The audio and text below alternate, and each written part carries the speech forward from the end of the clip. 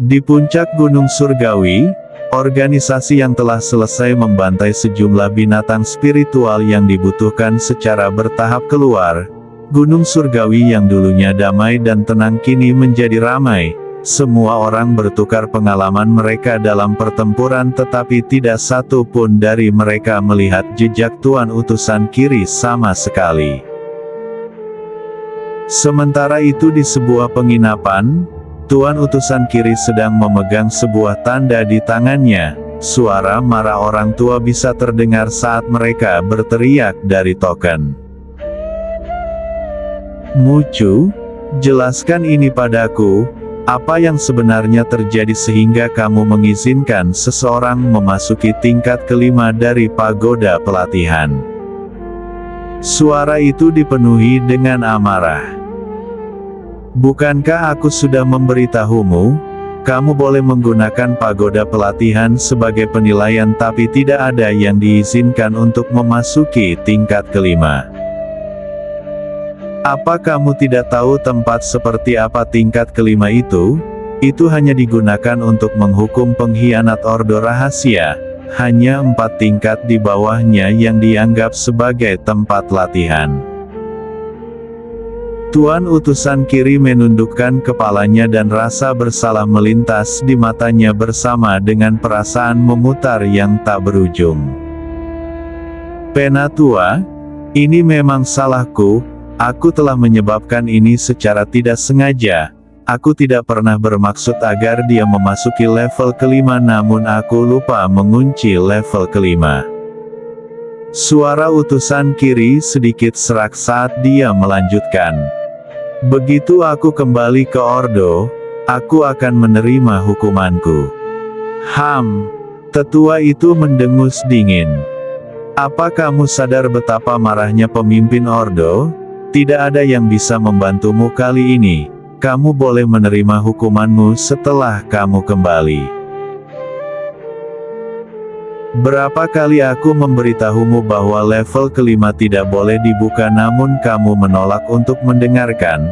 Lupakan saja, kita tidak punya pilihan selain meninggalkan kelompok itu di tingkat kelima ke nasib mereka sendiri." Suara sesepuh itu dipenuhi dengan kekecewaan dan membuat jantung Tuan Utusan Kiri berdebar kencang. Dia baru saja akan membuat penjelasan lain ketika suara di token itu terputus. Dia menggigil dan senyum pahit muncul di sudut bibirnya. "Para tetua dan pemimpin Ordo sekarang benar-benar kecewa padaku. Mungkin aku benar-benar telah mengecewakan mereka. Namun aku tidak bisa menyesal. Aku akan melakukan apapun demi Yue, bahkan mengkhianati Ordo Rahasia." Setelah mengucapkan bagiannya, Tuan Utusan Kiri mengangkat matanya saat tatapannya dipenuhi dengan tekad. Tidak sembarang orang diizinkan memasuki tingkat kelima dari pagoda pelatihan karena memiliki keberadaan yang menakutkan. Hanya penjahat dari Ordo Rahasia yang akan dikirim ke tingkat kelima pagoda pelatihan untuk menerima kematian. Dia, di sisi lain, telah melakukan tabu ini dan mengirim orang yang sedang dinilai ke tingkat kelima. Itulah mengapa tetua itu sangat kecewa. "Yuer, mungkin hukuman berat menungguku ketika aku kembali ke Ordo Rahasia, tapi aku tidak menyesal." Dia tersenyum dan itu dipenuhi dengan kelembutan seolah-olah dia mengingat fitur indah wanita itu. Matanya penuh dengan kelembutan, sangat kontras dari biasanya udara dingin dan jauh ketika berhadapan dengan orang lain. "Tuan Utusan Kiri." Saat itu, sebuah suara terdengar dari luar pintu. "Penilaian hampir selesai. Orang-orang yang telah pergi ke pagoda pelatihan sekarang telah kembali. Apakah kita masih perlu mendaki Gunung Surgawi?" "Baiklah, aku akan segera pergi." Tuan Utusan Kiri keluar dari pikirannya yang dalam dan suaranya kembali ke sikapnya yang biasanya dingin dan jauh. dia kemudian meletakkan lengannya di belakang punggungnya dan berjalan keluar.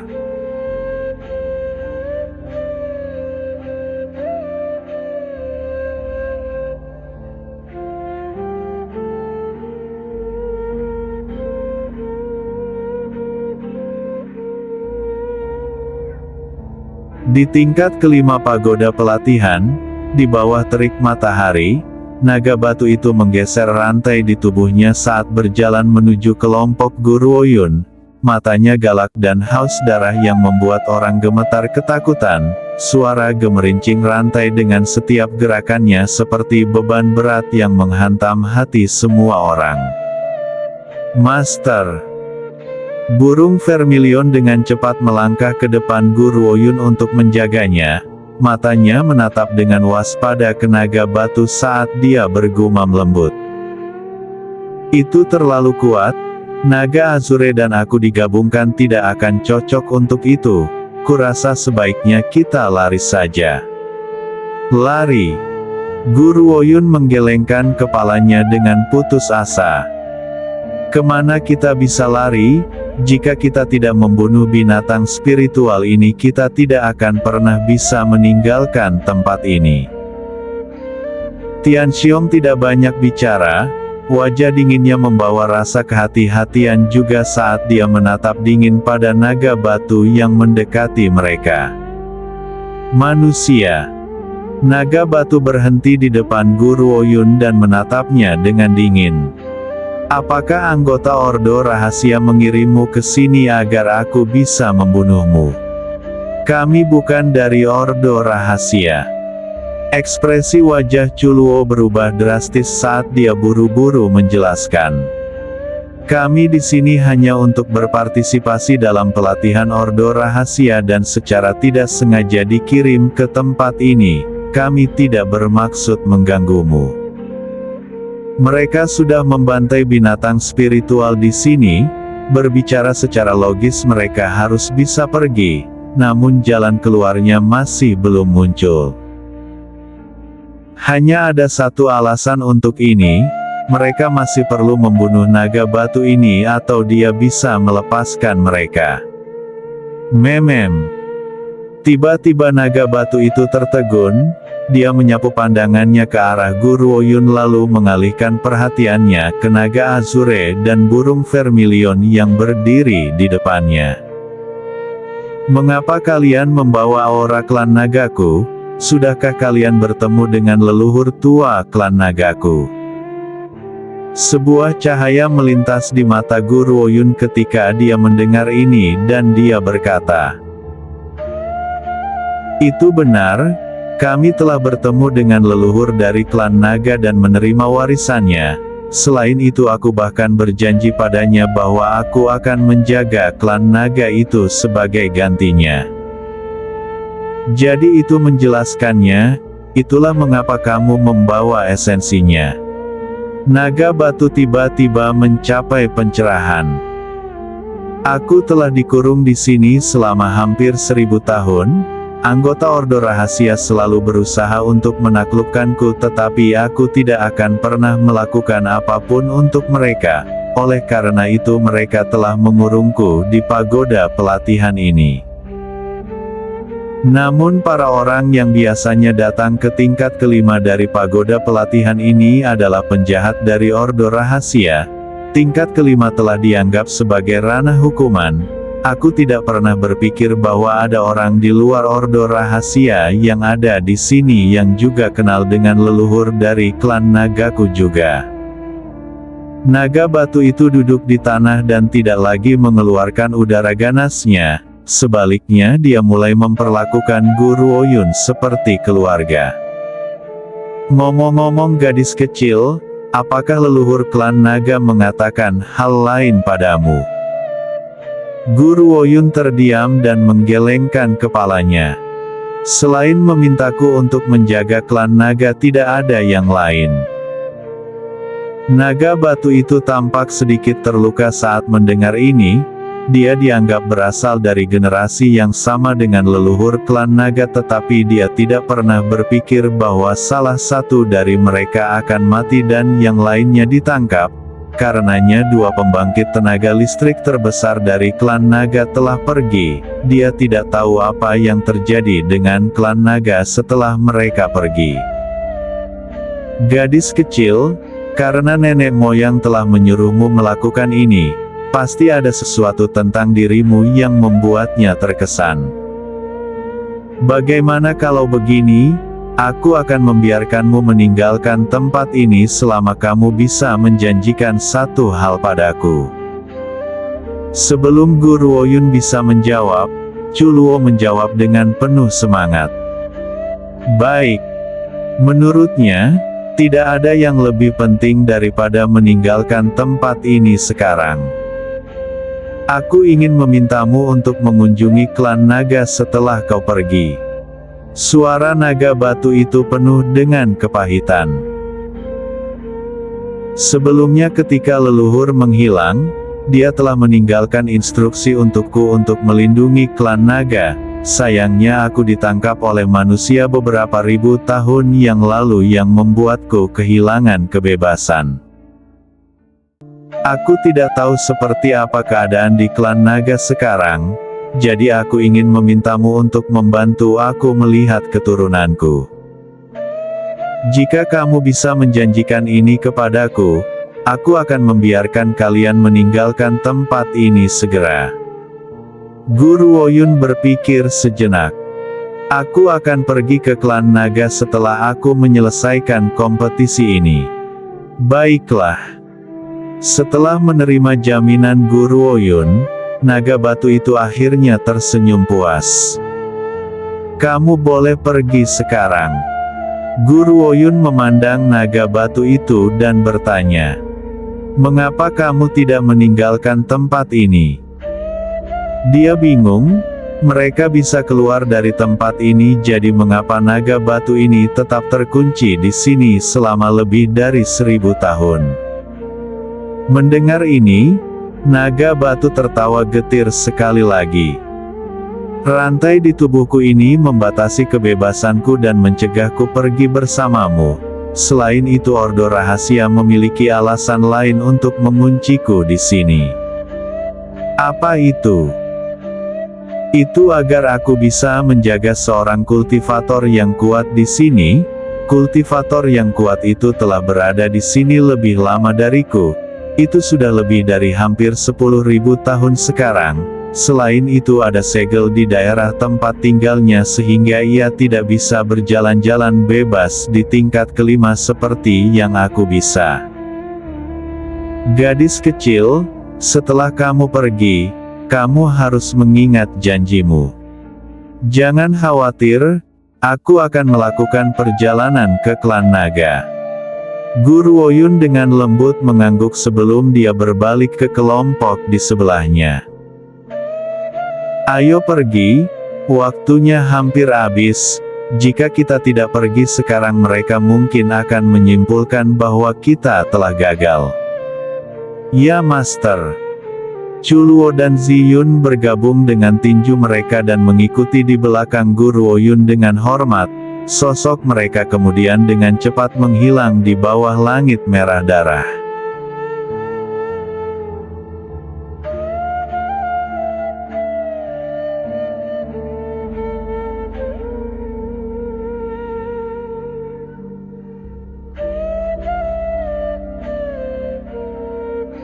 Gunung Surgawi. Semua organisasi yang telah kembali dari sesi pelatihan berkumpul bersama dan diam-diam menunggu Tuan Utusan Kiri untuk berbicara. Murong kian berdiri di antara kerumunan dan mengamati matanya melalui setiap organisasi yang berkumpul di Gunung Surgawi tetapi tidak dapat menemukan musuh yang paling dibencinya. Dia tampak sangat gembira saat dia menyatakan dengan penuh semangat. Si brengsek sialan itu tidak ada di sini, dia pasti kehilangan nyawanya di pagoda pelatihan. Semakin dia memikirkannya, semakin sulit baginya untuk menahan diri dari tertawa terbahak-bahak. Berdasarkan tingkat kekuatan Guru Woyun dia tidak mungkin berhasil melarikan diri, Karena itu asumsi Murong Qian pasti benar, Guru Ouyun memang kehilangan nyawanya di pagoda pelatihan. Karena kalian semua sudah kembali, izinkan aku untuk mengumumkan hasil dari sesi latihan ini. Tuan Utusan Kiri mengamati seluruh area dan tidak melihat Guru Ouyun dan anggotanya.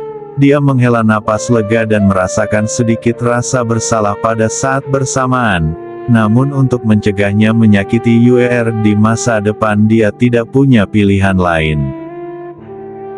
Ada banyak tim yang memasuki pagoda tetapi hanya 5 yang kembali.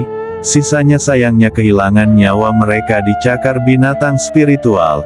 Kami merasa sangat bersimpati atas kehilangan ini. Setelah mendengar hasilnya setiap organisasi merasa tidak nyaman. Sebaliknya mereka tidak merasa simpati terhadap musuh mereka. Pelatihan Ordo Rahasia terlalu mengerikan. Satu langkah yang salah bisa mengakibatkan kematian mereka. Karenanya mereka tidak tahu apa yang menanti mereka di jalan di depan. Mungkinkah hanya 3 teratas di antara mereka yang akan bertahan? Kerumunan mengepalkan tangan memikirkan hal ini. Terlihat sangat cemas. Baiklah, mari kita mulai penilaian berikutnya. Tahan. Tepat ketika Tuan Utusan Kiri hendak mengumumkan penilaian akhir, suara yang jelas dan dingin terdengar dari belakangnya. Tubuhnya menegang saat dia berbalik tak percaya. Hati Tuan Utusan Kiri bergetar melihat ekspresi jernih dan dingin wanita itu. Bagaimana ini bisa terjadi? Bagaimana mungkin dia bisa kembali hidup-hidup? Siapapun yang memasuki tingkat kelima dari pagoda pelatihan tidak akan pernah kembali. Apakah kamu tidak terlalu terburu-buru dengan pengumuman hasilnya? Chu Luo mendengus dingin. Masih ada beberapa menit lagi dan kamu ingin mengakhirinya. Mungkinkah kamu telah memutuskan bahwa kita pasti akan mati di pagoda pelatihan itu? Ekspresi Tuan Utusan Kiri berubah drastis sesaat tidak bisa bicara. Dia kemudian menarik napas dalam-dalam dan menjawab dengan ekspresi jelek di wajahnya. Karena kalian sudah kembali, silakan turun. Aku masih harus mengumumkan kompetisi berikutnya. Karena Chu Luo telah mengetahui tentang tipuan Tuan Utusan Kiri, dia tidak bisa membantu tetapi mendengus menghina padanya. Dia tidak pernah berpikir bahwa Ordo Rahasia, yang tidak pernah peduli dengan masalah duniawi, akan begitu tidak adil. Demi kepentingan egois, mereka rela membahayakan nyawa pesaing mereka yang berpartisipasi. Dia belum mati. Murong Qian sangat marah. Keberuntungan macam apa yang dimiliki wanita ini?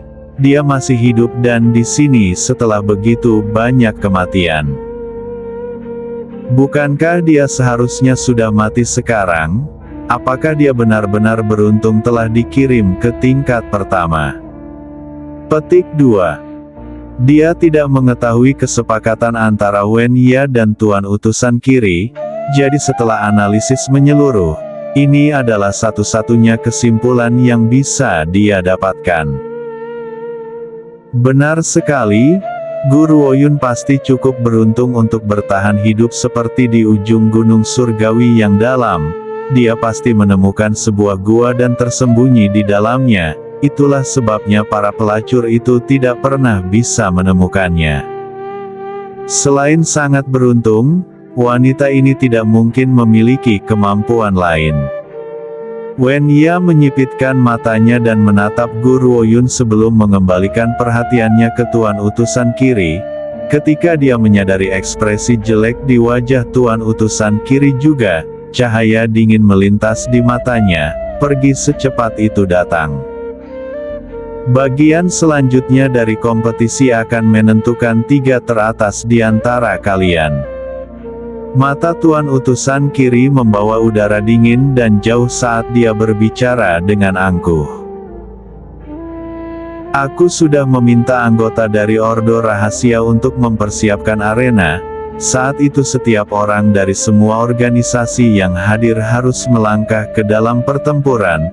Yang menang akan menjadi juara kompetisi ini. Tempat kedua dan ketiga akan ditentukan berdasarkan urutan suksesi.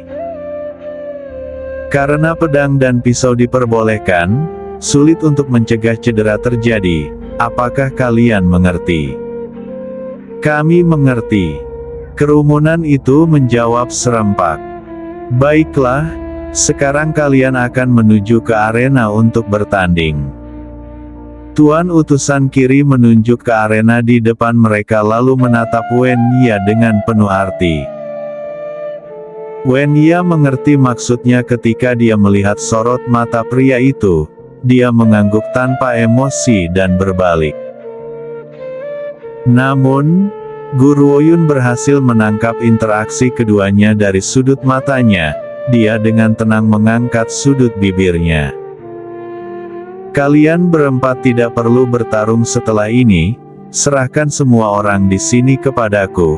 Aku ingin memperkuat basis kultivasi negara bagian luar biasa tahap akhir yang baru dipromosikan.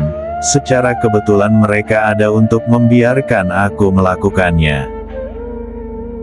Chuluo menatap Guru Oyun dengan heran, namun setelah mengingat benda suci yang dimiliki Guru Oyun, dia mengangguk. Baiklah.